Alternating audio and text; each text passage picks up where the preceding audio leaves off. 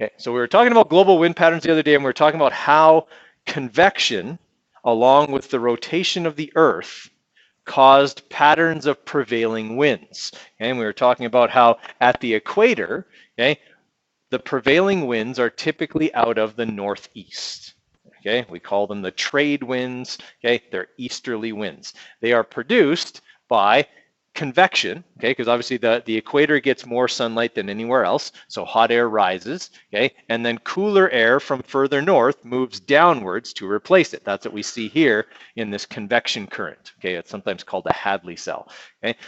So the cooler air from the north moves down, but as that cool air is moving downwards, the Earth spins this way underneath it, deflecting it slightly.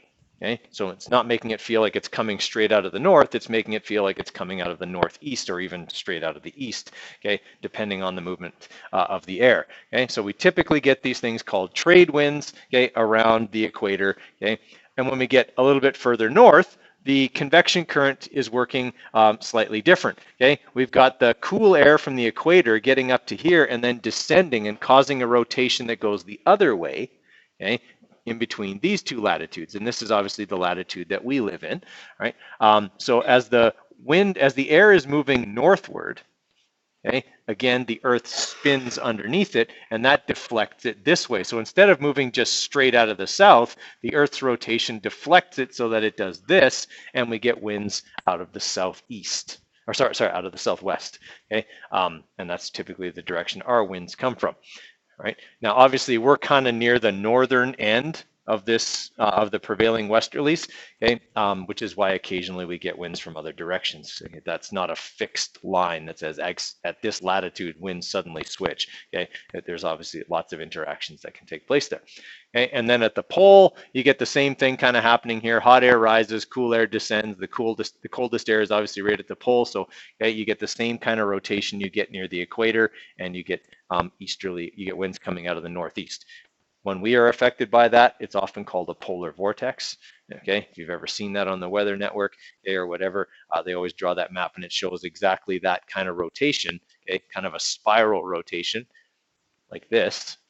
Okay, like you can see in this diagram here. Okay, the lower that gets, okay, then the colder it gets here, and we get winds out of the northeast, and nothing good weather-wise ever comes from that direction. Okay, that's what we talked about before. Is that ringing a bell? Okay. Now, I was going to show you what that looked like because you can't really see it on Earth. Okay, our atmosphere is transparent, so unless there's a lot of clouds, you can't really see the movement of the Earth's atmosphere. But you can see it on Jupiter because Jupiter's atmosphere is opaque. Okay? And so we can see the different winds going different directions due to the planet's rotation. Also, Jupiter's way bigger and spins way faster. Okay, so it's when the effect of that rotation is amplified, and you can see it very clearly. All right, so I'm going to show you kind of a short video here of that, but just in the diagrams here, you can even see those bands, okay, that are created. We drew them on the Earth, but you can actually see them here on Jupiter, and that's actually what causes the Great Red Spot. Okay, the Great Red Spot is actually just a big storm, right, and it's fed by the fact that above it, winds are blowing one way, and below it, winds are blowing the other way, which feeds its rotation. Okay? It's actually getting smaller all the time, though. Okay? They've been watching it for years, and it's actually beginning to shrink. Yeah, it's a weird thing. Yeah. Oh, it's massive. Like you could fit like 2 Earths in it completely. Yeah. Yeah.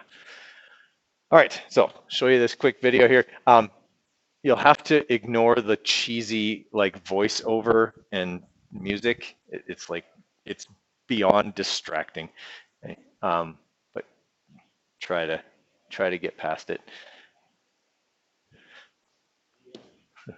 All right, so you can clearly see then that we have that rotation of the atmosphere, and you could even see it a little bit in that video they had of the Earth, okay? But we've got prevailing wind patterns as a product of those two things, the convection and the rotation of the Earth. Now, if you recall, the other wind mechanisms we talked about were the jet stream,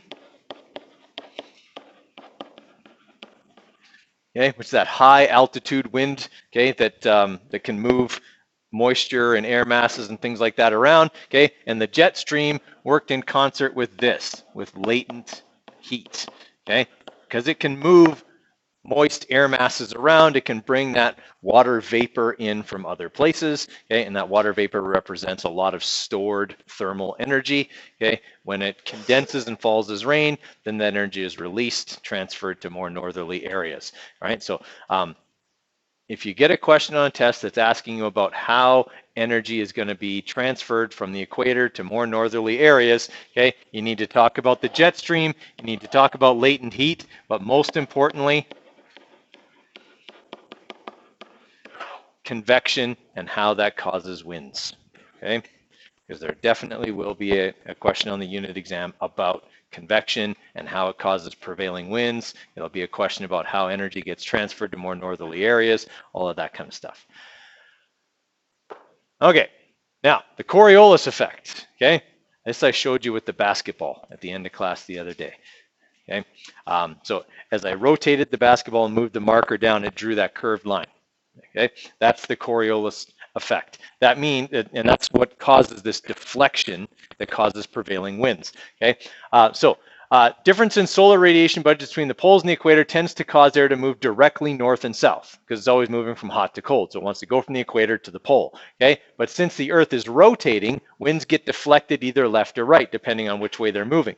So the Coriolis effect is that deflection, okay, of an object or air, okay, from a straight line path by the rotation of the Earth. Okay, the winds in the north are deflected to the right, winds in the southern to the left. So what we have here is if I have wind that's trying to move this way, okay, but the Earth rotates underneath it, instead of ending up here, which would be a straight line from up here, okay, it ends up over here because the Earth moves while it's moving down that path.